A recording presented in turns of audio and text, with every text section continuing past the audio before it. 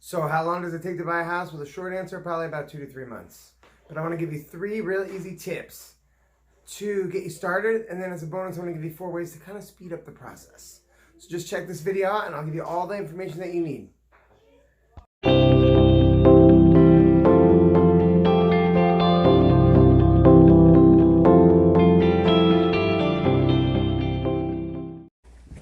So Billy here. Like I said, I'm just going to go over a couple quick, easy tips on what it takes to buy a house. Now, I'm looking to go through this process myself. Moving from New York City, people generally rent. I have some good friends who do real estate in New York City, and you just generally rent for years and years and years on end. I wish that 15, 16 years ago I'd started pouring equity into a home, so I would be way ahead of the game now. But it's just a tremendous opportunity to be able to jump into this type of business now as we're in Texas, seeing all the cool transplants, people coming from California, from Chicago, and from where I'm from, New York City, and buying homes here. And it's just a blessing to be that person to help them do it. Now, I'm just going to go over 3 real easy steps that are essential to buying a home, and they're real simple. First off, searching for a home. Second off, making an offer on the home. And third off, contract to closing. All right. Now, generally, you're going to need an agent. I have never heard of anyone in Texas, and I've talked to so many people, of buying a home or even selling a home without an agent. So, I'm sure there's a possibility of doing it, but the reason being is it's such a complex situation, and the agent that you're going to choose to work with works on a team of people who have just different levels of education and experience and the wherewithal and the connections, that those are the kind of people that are going to help make sure that you get the best deal, that you don't get burned, that you are in compliance with all the laws, and that everything is just going to work out for you. So when you find that right agent, and hint hint, this is what I do, you're going to search for a home with them, and it's going to start with a whole bunch of maybes. You're not really sure what you're looking for. There could be a house that you go to that you don't like, that you end up moving into and getting the keys later. Who knows, right? So I want to encourage you to start to look, start to use Zillow, start to have an agent look up some things on their MLS or whatever it is for you, and get started on that process.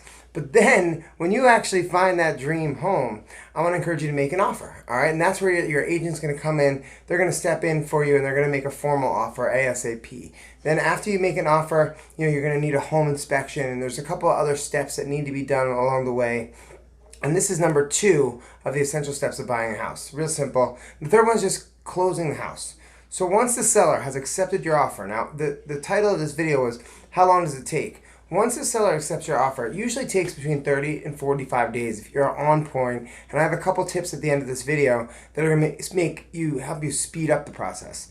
But if the seller accepts your offer and everything's good to go, the inspection's great, and you're ready to roll, you need to start to organize funding.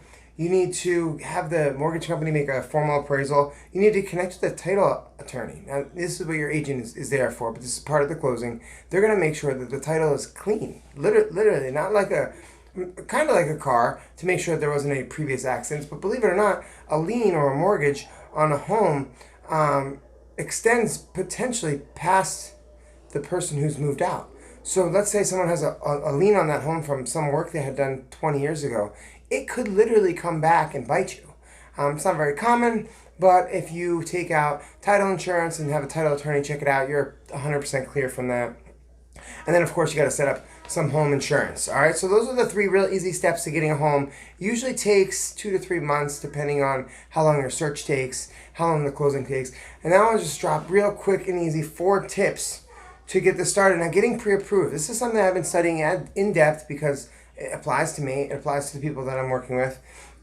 You got to go out and get pre-approved. All right? You want to connect with a good loan originator. And this makes a huge difference. Let me explain to you why. You very well might go out there and talk to a couple people. You might click on some things on Google and find some people that will say they'll get you a better rate here or a better rate there. It's not real, all right? It's not real. If you can get anything different than maybe a half a point or less, that's probably real. Everyone's going to the same funding sources. They all have to have these loans approved by the same way because they end up selling them in a secondary market. So you're not going to get a huge variance. And if you do, I want you to be wary of that. But what the difference is the loan originator, the processor of the loan, and even the servicer of the loan, the person who's going to be sending you the bill every month for the next 30 years on a 30-year fixed mortgage.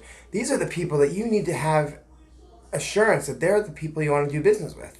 Because when this closing is over, your real estate agent's going to move on. They might send you a Christmas card and a birthday gift, etc. I hope so. But the loan processor and the servicer are going to be on you every single month until that house is paid off. So these are the kind of people that you really want to be ensure that you're doing good business with. And this is one of the biggest mistakes that first-time home buyers make, is that they don't get the right people. So I want to encourage you to take that one tip from this video and make sure that those people in your transaction are awesome. Awesome. So in order to connect with those people, if you're with a good processor and originator, the third step of making this a little faster is making sure you have the right paperwork. So if you did the second step, the third step should just fall into place. My third step was get the right paperwork. And my fourth step,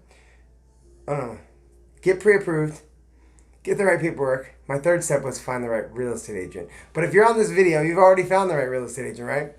But if you're using someone else, I encourage you. You can reach out to me. I can give you some guidelines. Maybe you're in Texas. Maybe you're not. Maybe you just don't want to work with me, or maybe you have someone else in mind, a good friend, something like that. Whatever it is, if there's any way I can help you, reach out to me by all means.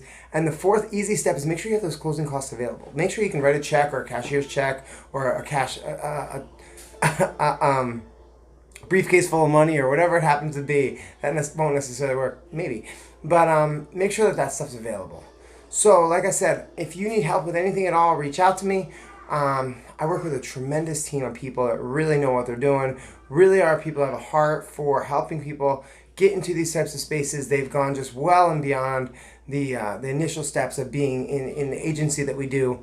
And you're not going to find a better group of people to help you through this process. So I hope this brought some value to you. And if it has, I will talk to you soon. Bye-bye.